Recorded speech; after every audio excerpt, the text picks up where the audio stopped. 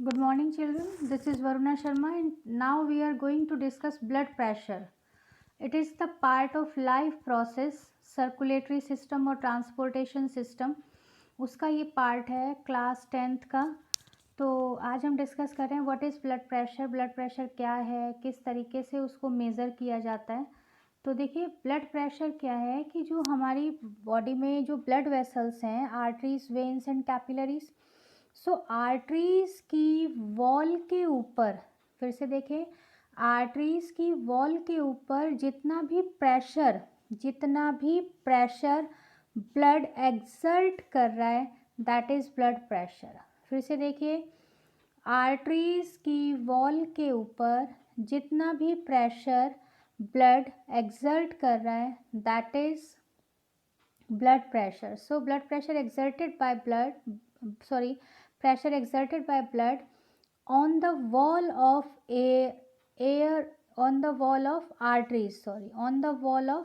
arteries is called blood pressure. उसको हम क्या कहेंगे? blood pressure. Clear? अब we measure blood pressure with the help of an instrument which is known as sphygmomanometer. Fine. ये जो sphygmomanometer है, ये ब्लड प्रेशर मेज़र करने के लिए इंस्ट्रूमेंट है जिसको यूज़ किया जाता है. And it is the mercury manometer. यानी इसमें हम मरकरी, जब लिक्विड फॉर्म में, आप जानते हैं ना, mercury is the only metal which is present in the liquid form. तो ये जो मरकरी की लिक्विड प्रॉपर्टी है, इसी का यहाँ पर यूज़ किया जाता है. तो इसमें एक तो मरकरी मैनोमीटर है. ये मरकरी जब ऊपर और नीचे फ्लोट होगा एयर प्रेशर की वजह से, उससे हम नापते हैं मीटर स्केल पर कि ब्लड प्रेशर कितना आया है. इसके अलावा स्फिग्मोमैनोमीटर में जो है एक इनफ्लैटेबल कफ होता है ना, कपड़े का, जिसको लपेट दिया जाता है हाथ के ऊपर.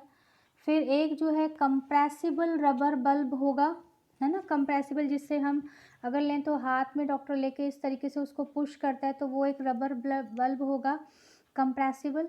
और एक स्क्रू होता है, देखा होगा ना, डॉक्टर लास्ट में एक स्क्रू को ढीला करता है और फिर एकदम से प्रेशर रिलीज़ करता है. तो एक स्क्रू होगा जो एयर को पंप करने के लिए और रिलीज़ करने के लिए यूज़ होगा. समझ में आ गई? तो स्फिग्मोमैनोमीटर में क्या क्या है? एक तो मरकरी मैनोमीटर है, मीटर स्केल के साथ मरकरी का यूज़ होगा. और एक इनफ्लैटेबल कफ यूज़ होगा. इसके अलावा एक रबर बल्ब होगा, कंप्रेसिबल रबर बल्ब इसमें होता है. और एक स्क्रू होगा जो एयर को पंप और रिलीज़ करने के लिए यूज़ होगा. साथ साथ स्टेथोस्कोप भी इसमें चाहिए होता है. इसको भी हम एल्बो के ऊपर रखते हैं, वहाँ से जो है बीट्स का आइडिया लग जाता है, प्रेशर का आइडिया लगता है डॉक्टर को. तो स्टेथोस्कोप भी साथ में यूज़ किया जाएगा ब्लड प्रेशर को आइडेंटिफाई करने के लिए और मेजर करने के लिए. अब इसमें होता क्या है, इसका अगर आप प्रोसेस देखें तो इस प्रोसेस में होता क्या है.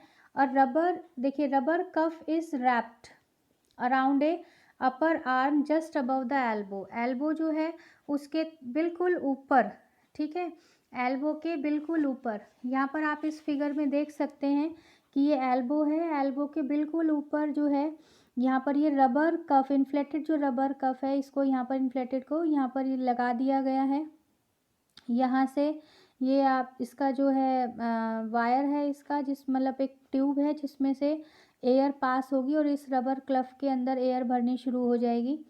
साथ साथ यहाँ पर जो है कंप्रेसिबल, ये जो है कंप्रेसिबल बल्ब होगा जिसको बार बार पुश करेंगे और एयर एंटर करेगी इसके अंदर. साथ साथ वो उस एयर प्रेशर की वजह से, देखिए ये यहाँ से ये निकल रही है ट्यूब, इसको फुलाना शुरू करेगी. और साथ साथ क्या होगा कि ये जो है, ये यहाँ पर देखिए बैरोमीटर पूरा लगा हुआ है, मैनोमीटर, तो इसमें यहाँ से कनेक्टेड है. एयर प्रेशर जब जाना शुरू होगा तो मरकरी, जैसे जैसे एयर प्रेशर बढ़ेगा तो मरकरी ऊपर की तरफ चढ़ना शुरू हो जाएगा, ऊपर की तरफ जाएगा, राइज अप होगा. और जैसे ही यहाँ पर देखिए ये स्क्रू आप देख रहे हैं, छोटा सा एक स्क्रू है यहाँ पर. इस स्क्रू से जब जैसे ही प्रेशर रिलीज़ करेंगे तो हवा वापस नीचे आएगी और इस तरीके से आप देखिए सारी हवा नीचे आ जाएगी और प्रेशर जो है कम होना शुरू हो जाएगा. यहाँ पर ये जो है देखिए आर्टरी है, ये वाली जो आर्टरी है, इस आर्टरी से का जितना भी प्रेशर होगा उसको हमने यहाँ पर नोटिस करना है क्योंकि ये जो है मेजर आर्टरी होगी जो हार्ट से आर्टरी, जो हमारी सबसे बड़ी आर्टरी है, आर्टरी है, वहाँ से प्रेशर लेकर आ रही है, वहाँ से ब्लड लेकर आ रही है, तो इसमें प्रेशर काफ़ी अच्छा होता है और डायरेक्ट हमें पता भी चल जाता है कि हार्ट का एक्चुअल प्रेशर क्या चल रहा है, हार्ट किस प्रेशर से काम कर रहा है। ठीक है, इसके साथ साथ ये देखिए स्टेथोस्कोप भी यहाँ पर लगाकर यूज़ किया जाता है। स्टेथोस्कोप से भी फाइंड आउट करता है डॉक्टर कि भाई इससे जो है ऑडिबल साउंड, क्योंकि हमें साउंड पता चल जाता है कि हार्ट के जो लप टप साउंड जो हार्ट प्रोड्यूस कर रहा है, मीन्स हार्ट में जो वाल्व्स हैं वो वाल्व्स का जो ओपनिंग और क्लोजिंग है वो टाइम पीरियड वगैरह क्या है वो सब डॉक्टर यहाँ से चेकआउट करता है। क्लियर। तो अब आप देखिए कि ये स्टेथोस्कोप भी यहाँ पर यूज़ हो रहा है। तो देखिए a rubber cuff is wrapped around the upper arm just above the elbow, elbow के थोड़े से ही ऊपर जो है उस रबर कफ को रैप कर दिया जाता है और ये इन्फ्लेटेड होगा, ये जो होगा ये इन्फ्लेटेड होगा।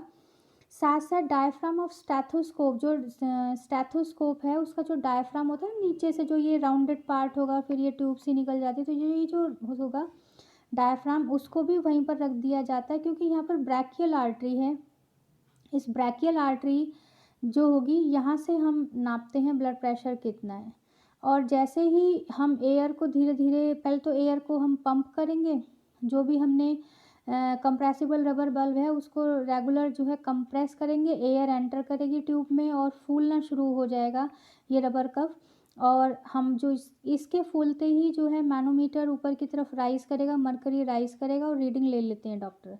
और फिर जैसे ही प्रेशर को रिलीज़ करेंगे, प्रेशर रिलीज़ करने के बाद मरकरी जहाँ पर जाकर रुकेगा वहाँ पर जो है उसको रीडिंग को रीड कर लिया जाता है। क्लियर। तो एयर जो है बहुत ही स्लोली यहाँ से रिलीज़ होगी। So first sound of blood flowing in brachial artery gives systolic pressure. जो फर्स्ट साउंड ब्लड फ्लोइंग का हमें पता चलेगा ना, ब्रैकियल आर्टरी में जो फर्स्ट साउंड आएगा वो हमें सिस्टोलिक प्रेशर बताएगा, यानी contraction, that is contraction of heart, heart के कॉन्ट्रैक्शन के टाइम पर प्रेशर कितना था।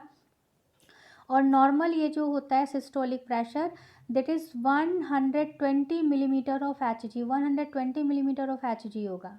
ऐसे ही जब हम जो है एयर प्रेशर को रिलीज़ कर देंगे, एकदम स्क्रू से जब हम ढीला करेंगे एयर को रिलीज़ कर देंगे तो मरकरी जो है ड्रॉप होना शुरू हो जाएगा और एक पर्टिकुलर रीडिंग पर आकर, और वहाँ पर रीडिंग ले ली जाती है। तो रिलैक्सेशन, वो हमें रिलैक्सेशन बताता है, रिलैक्सेशन के टाइम पर जो है डायस्टोलिक प्रेशर कहते हैं उसको। तो रिलैक्सेशन के टाइम पर ब्लड प्रेशर कितना होगा, दैट इज़ डायस्टोलिक प्रेशर। तो ध्यान रखेंगे डायस्टोलिक प्रेशर जो है 80 मिलीमीटर ऑफ एच जी में लेते हैं हम, 80 मिलीमीटर ऑफ एच जी होगा। तो एक नॉर्मल ह्यूमन बीइंग का जो ब्लड प्रेशर है वो उसको हम नापते हैं systolic and diastolic blood pressure. Systolic pressure is the contraction and diastolic is the relaxation pressure. Clear. तो जो सिस्टोलिक प्रेशर है it should be 120 millimetre of H G for a normal man and diastolic pressure should be 80 millimetre of H G for a normal man. इसके अलावा अगर hyper tension condition होती है, वहीं blood pressure अगर बढ़ रहा है तो इसके ऊपर जाने पर जैसे 140/90 आ गया, 135/90 आ गया, 45/90 और आगे जितना भी बढ़ती जाएंगी वैल्यूज़ वो सब हाइपर टेंशन होंगी, means high blood pressure. Clear. और हाइपोटेंशन क्या कंडीशन होगी, इसमें ब्लड प्रेशर लो, यानी 120 से जब नीचे आने से मान लिया 110 आ गया, 70 आ गया, 65 आ गया, 75 आ गया, या 110 आ गया, 112, 15 हो गया, 100, इसके अलावा कई बार जो है ये 100 तक भी आ जाता है, 170 या 100 इस टाइप से, तो वो blood pressure low blood pressure होगा। तो ये है होता है ब्लड प्रेशर। ब्लड प्रेशर को हम कितना कैसे नापते हैं, क्या है ब्लड प्रेशर। इसी के साथ साथ आप देखिए हार्ट बीट, हार्ट बीट भी हम जानेंगे क्योंकि हार्ट बीट भी जानना ज़रूरी है कि हार्ट बीट क्या है। तो हार्ट बीट होता है, हार्ट बीट हम किसको कहते हैं, देखिए हार्ट के अंदर जो वाल्व्स हैं वो वाल्व्स एक साथ क्लोज होते हैं और एक साथ ओपन होते हैं।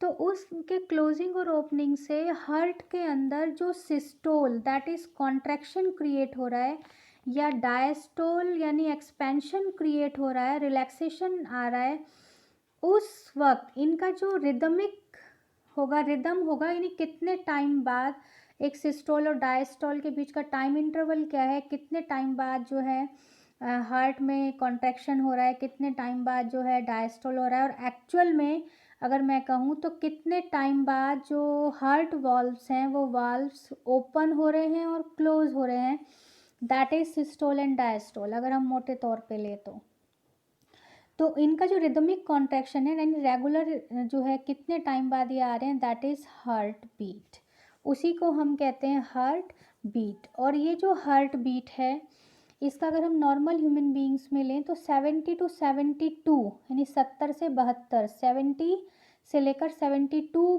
पर मिनट होने चाहिए एक अडल्ट ह्यूमन मेल में। और फीमेल में जो है इसका एवरेज अगर हम लें तो just about 80 heart beats per minute female के अंदर होती हैं, अडल्ट फीमेल में।